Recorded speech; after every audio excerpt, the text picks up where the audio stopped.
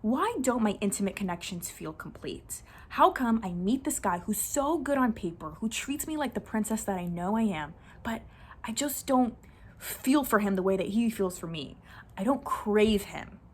Am I the one that's a bad person? How come I can't ever give the nice guy a chance? Am I a bitch? Am I just destined to be with somebody who treats me like crap because I'm broken? Is that really the issue here? Or how come I meet this guy and we really hit it off on a physical level? We just have such great physical chemistry. We just mesh. Oh my gosh, it's like so incredible every time we meet up. But for some reason, we butt heads. We have different values. We can't see eye to eye on certain fundamental things that are important to me and things that are important to him. I just can't seem to resonate with and have that same importance. We're not both willing to compromise. And when we try to compromise, it just doesn't work out. So do I stick it through? Because I've never, on a physical level, felt this way about a person who fires me up. But also at the same time, my needs aren't really being met. So is this a toxic situation? Is he the toxic one? Am I the toxic one? Okay, let's clarify these questions with a theory, a psychological theory known as the triangular theory of love. This theory was coined and presented and made up by the psychologist Robert Sternberg. And he said that love can be understood by three components. Okay, what are those three components? Passion, intimacy, and commitment. So the reason why it's called the triangular theory of love is because each component can be thought of as a vertices on a triangle, right? So make three. If you have three, then it's a complete triangle. And what I like to think of it as, and what this sexologist by the name Shan BOODY, I think that's how you say her last name. I'm completely butchering it. I'm so sorry. I'm going to include it. But you probably recognize her from the show Too Hot to Handle.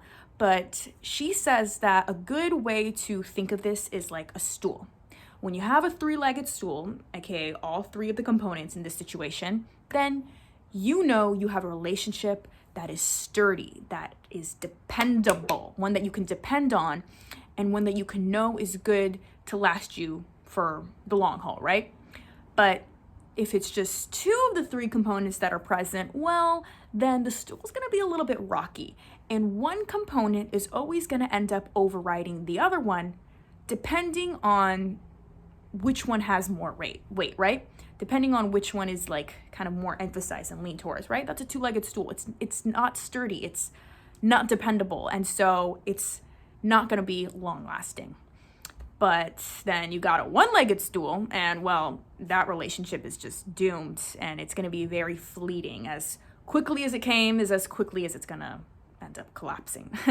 Okay, so let's get into each of the three components, and then I'm going to present what a line looks like, meaning what two of the three components may look like. And then I'm going to paint a picture as to what having all three components gives you and looks like, okay? So let's start off with the first component, and that is going to be passion. Passion is something that we all know, right? Passion is just that bodily sensation, that craving you have for another person. You think about them a lot because they satisfy you on a physical, bodily level to the point where everything gets a little excited, if you know what I mean, okay? But if this is the only thing that's present, then what you have is a crush because it's based in infatuation. If only passion is present, that means there's not enough data to draw from about the person for you to know if they're a good person, for you to know their values, all those things. So the reason why you are infatuated and have this crush on somebody is because more often than not, you see them and you think that they're attractive in your eyes. And so that's what's getting you aroused. And because there's no data to draw from about that person, you're giving them the benefit of the doubt. Because you physically see them as attractive, you want to give them all these good qualities. He's probably a good person, and then you start projecting and seeing into the future when you don't even know the person, right? Like, oh my God, we're gonna have these kids. My kids are gonna be cute, right? It's a pretty shallow, superficial way of thinking. But that really is what passion is. It's that bodily craving, that fiery hot sensation you get for that person, where you just like are inseparable and you really mesh on a physical level, okay? There's great physical chemistry. Now let's get into the second component, intimacy. Now I know here's where things can get a little confusing, because intimacy and passion are often seen and understood as being one and the same when they're really not. Intimacy in this theory and in this scenario is thought of as being a friendship-like relationship, where you have this warmth and closeness for another human being, but it's not like you crave them on a bodily level, right? They don't get you excited and fiery in your insides, you know what I mean? Down south. That's not happening, right? But you admire that person, you respect that person, and you guys see eye to eye on things, and you have similarities, or maybe you have differences, and because they have a different perspective on life and how they move about life, you respect that. And so it's kind of like a yin and yang situation where the opposites attract, and you're still willing to compromise and, mesh well together. So that is what intimacy is. It's friendship, okay? Now let's move on to the third one. The third one being commitment. When you just have commitment with somebody, you really have a work dynamic, okay? You may not like that person, right? Because your personalities just clash, and you aren't, fired up about that person. You don't go to bed thinking about them, and you don't wake up thinking about them. But because you guys both have this shared goal, this shared vision, this shared interest, you are willing to meet that person's needs, and the other person is willing to meet your needs to fulfill the greater purpose that you both are involved in. So when you're working with somebody, you have coworkers that you don't get along with completely, you don't mesh well with, but you tolerate them and you respect them still, and things go according to plan because, hey, you both have to drive brand recognition for the corporation you're working for, the company you're working for. You both have to drive sales. So even though you have different functions, you're still under the same umbrella. And so because of that reason, you are committed to it because both of you are getting your needs met. Now, let's get into what two of the three components may look like, okay? So the first one we're going to look at is passion and intimacy, where you have this sexual drive towards somebody and it's mutual. You have great chemistry on a physical level, and you really like the person, you like spending time with them. There's this warmth, this closeness, you're homies and you enjoy spending time with one another, but there's no commitment. So this is, you guessed it, a friends with benefits type of situation. And this is okay to be in. And, I feel like a lot of people, they go through this and they try to see if it works for them. But if the commitment is missing, and it's not necessarily to mean, we have to be boyfriend, girlfriend. And it can mean that, where you want to be committed in a sense where there's a title involved. But if they're not committed in the sense where they're fully meeting your needs and they are willing to be a little bit more selfless in terms of not completely caring about them and their own bodily functions and making sure they, get their arousement for the day, and they really are more there for you, aside from a physical connection, if that's not being met, then, it's going to be destructive and it's not going to be very good for you. So the sexologist's advice, Shan BOODY, I'm really butchering her last name, is to compartmentalize this. It's okay to invest in it, but don't fully be invested in this, because if they're not giving you your full needs, well, why would you want to invest fully in it? It could be thought of as a hobby, right? It has a time, it has its place. It could be compartmentalized because, we all should engage in some hobbies. And so because that's thought of as a hobby, keep it that way. Don't be so giving with your time and energy because you're not fully getting everything from that person, okay? So they don't deserve all of that. Keep it in its little box, all right? So there's that dynamic. Now let's go into the second type of dynamic, commitment and intimacy. You are committed to having a relationship with this person, and you both really like each other for the person that each of you are. You're like, wow, this person's so great. I love the way they think. I love the way they move about life. I love their values. And this person feels the same about me. It's this mutual respect towards one another because there's compatibility. We see eye to eye on things, and there's this warmth and this comfort, and we enjoy spending each other's time. But I just don't get aroused by that person. I don't crave them. So this scenario is kind of like the one that I prefaced within the video, where you feel like you're broken because you can't give the nice guy a chance. This is, usually the nice guy where, yeah, you like spending time with them. You like them on a friend level. And, it's not like you lack commitment issues. You can stay committed and, you can have that boyfriend, girlfriend title. That title doesn't scare you, but they don't arouse you enough. They don't excite you on the inside. So you feel like you're broken and that you're destined to be with, an F buddy because you don't crave that person, right? So you think that you're the flawed one, but I'm here to really tell you that it's okay. It's justified to walk away from this. And that is a good enough excuse to walk away from something. It doesn't mean you're broken and flawed. You're just missing that component. And so I feel like I've really, out of all the dynamics and situations I'm going to present, that this is the one that I most resonate with and that I have found myself in, because it's true. It's like, I've always been so hard on myself because I'm like, oh my God, this person's so good for me on paper. And so I've stuck with things longer than I needed to be in because I was just like, it was kind of like a scarcity mindset where I'm like, okay, well, this guy is perfect on paper. And because I'm a pretty logical person, that's how I naturally think. I run with thoughts and logic rather than feelings and emotions.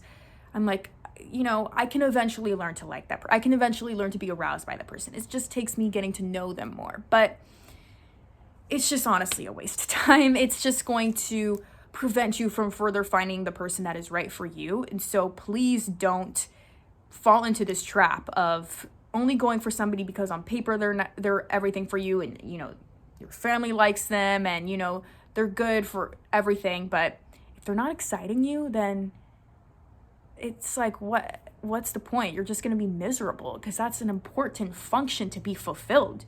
You really need to be, especially if you're somebody who has a low sex drive. If you're already, using that as an excuse to just stay with somebody because, yeah, they're a great, nice person, you get along, like, really? Is that the life that you want to have? The sexologist, she presented this question, if you find yourself in this situation, and it changed my mindset completely. And I was like, no, I don't want to fall in this trap, okay? She asked, do I want a love life worth living for, or am I in this thing for a love I can live with? Okay? So maybe this is right for you. Maybe you're more traditional and you like the idea of being comfortable in life rather than having a love life worth living for, right? Maybe you really are comfortable with living a comfortable life and having a love that you can live with, okay? And that's perfectly fine. Usually, out of all the dynamics, this one can be as long-lasting as the three components, because arranged marriages have kind of been ingrained as our subconscious, right? That's kind of what our ancestors did and what people in the past did. Arranged marriages were very popular and people did learn to love somebody. So if people are still being raised with that kind of dynamic, then maybe it really can be a good thing for them. But ask yourself that question and don't lie to yourself. Really pick apart the answer by knowing your values, and you'll get the clarity you need. Now let's get into the third dynamic, commitment and passion. You guys both crave each other on a bodily level, on a physical level, right? It's good every time you meet up, and you're committed to seeing this through. But I already prefaced this video with this scenario too.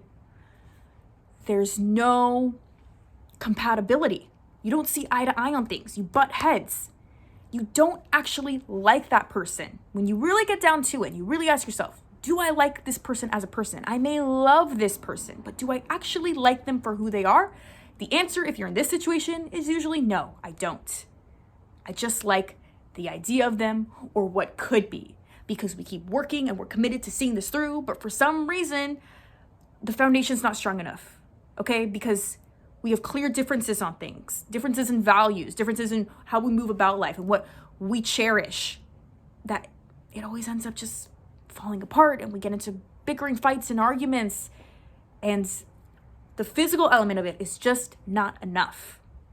So my advice is just to let it go. It's not worth it to stick it out with somebody that you fundamentally don't like as a person, okay?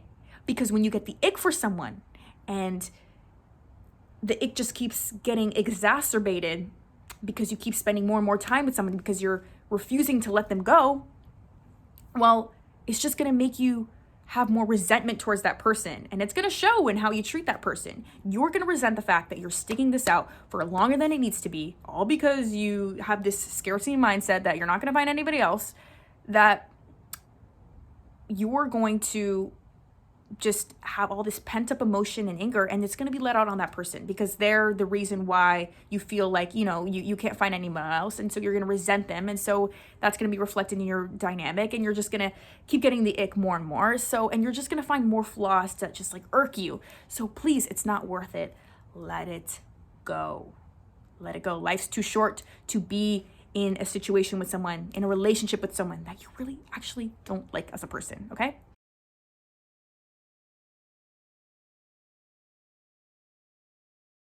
When your genitals are all for that person, passion, and your brain, commitment, and your heart, intimacy, or in other words, companionship, you're sitting on a three-legged stool.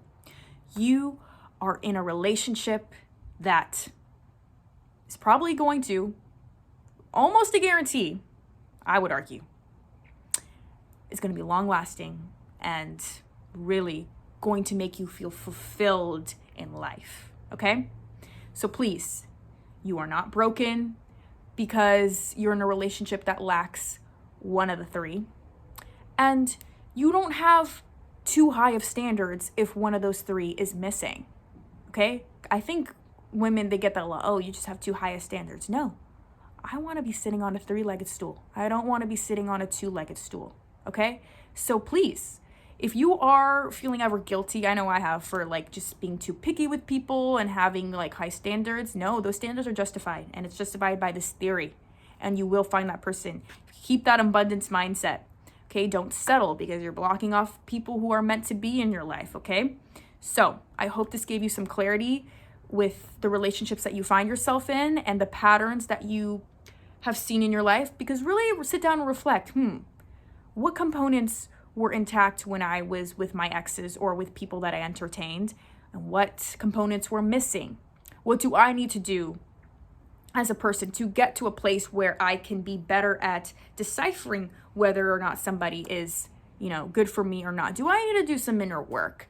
Do I need to take some time to love myself so that I don't jump into these situations with a scarcity mindset and, just wanting attention, wanting only the physical, or maybe wanting only commitment, even though I don't have that passion for somebody? Really sit down and reflect with yourself and reflect on your relationships and the love partners that you've been with.